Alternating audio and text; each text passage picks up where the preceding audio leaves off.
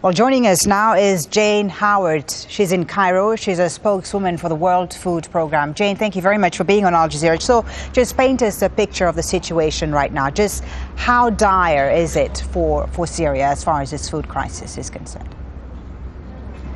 Well, when we say that food security has deteriorated significantly, what we mean is that families are struggling to get enough food to eat on a day-to-day basis, either to produce food or buy food. Because even if there is food in the markets, the inflation rate is rampant, and that's causing a lot of hardship. So tell us more about what's been affecting the food production. There is obviously the fighting, but what other factors have been contributing to the deterioration of the food security situation in Syria? Are the sanctions playing a role in this, for instance? I think the main thing that's affecting the food production and the way the food moves around the country is the insecurity on the roads and the price of diesel. I mean, we've heard of prices as high as price rises for diesel going up maybe 600% in Aleppo. And that means that the markets are just not functioning very well. Farmers and, like everybody else, have sometimes had to leave their land. We've heard of stories of farmers actually having to abandon their herds of cattle because they had to leave. And even if they stay put, they are finding it hard to find spare parts for their tractors. And, of course, agricultural land, like everything else, is involved in the fighting. So irrigation pumps have been damaged, fields have been burnt. Right. And what has the Syrian government done? What is it doing to deal with the food shortages? Is it importing more?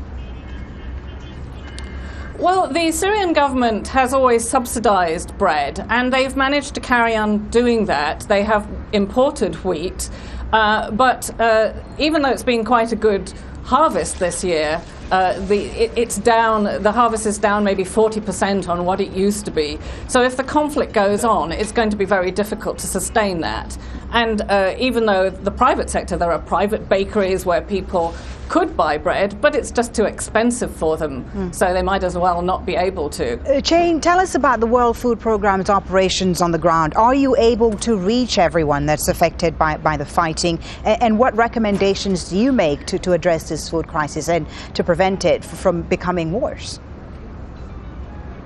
We are managed to reach a huge number of people, 2.5 million people a month at the moment. We're providing with food rations, and we're scaling up. We hope to reach 3 million this month and 4 million by October. But the trouble is, it's escalating all the time. To meet the problem of the lack of bread from the bakeries, we've added wheat flour to our food basket. Since April, we've delivered about 13,000 metric tons of wheat flour. But we obviously have a lot of problems with access, and we know we can't reach everybody, but we are, trying our best. And our other challenge, of course, is funding an operation like this. It's costing us $11 million a week to fund our operations inside Syria. And then we are also reaching people in the neighbouring countries too.